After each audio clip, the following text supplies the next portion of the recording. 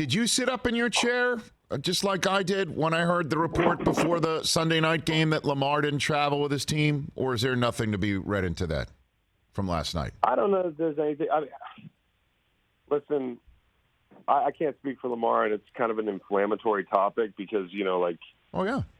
I think it's quite possible that if you listen to the quotes after the game, guys talking about him being at 50%, the knee just not being where it needs to be.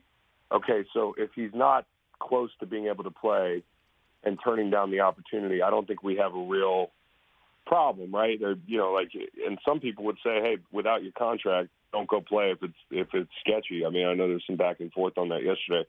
I don't want to read too much into that because I don't want to create a situation where people are taking shots at Lamar based on some of the circumstantial evidence. I do think it's probably his last game. We won't see him play another game in Baltimore. Uh-huh. I mean, I felt that way going into this year. I felt like this year could be it. All the signs are pointing to probably not, but I do think it's important to read kind of what guys were talking about after the game, and I like the fact that he put out kind of specifically what the injury was.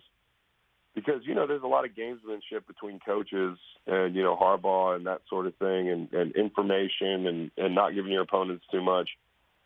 And it was nice to have that clarity. And hearing from the guys after the game, it sounds like he was not as close as people think to playing. I would have probably been there, but, I also don't know everything about the situation. Well, the reason why I asked that question the way that I did, Chris, and spoke about it, briefly to start the program, is because all signs point to exactly your conclusion that this is a quarterback who's done with his team and the team, might be done with him.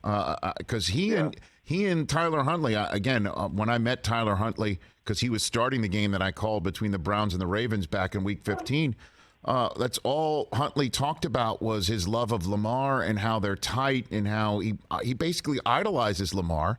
So for Lamar not to be there, for his guy, it definitely would have been additive for him to have been standing on the sideline and talking to Tyler Huntley during a playoff game to work him through it.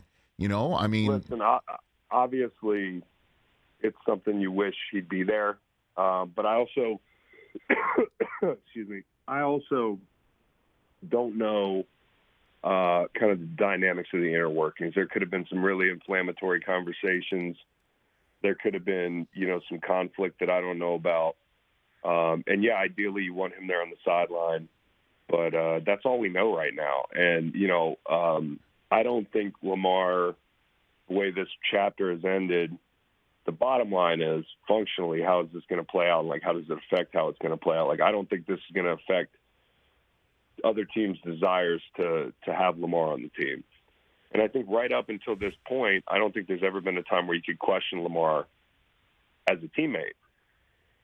But him not being on the field is definitely something that people are going to pay attention to. I just don't know everything about it. Catch the Rich Eisen Show every single day on the Roku channel, 12 to 3 Eastern, for free.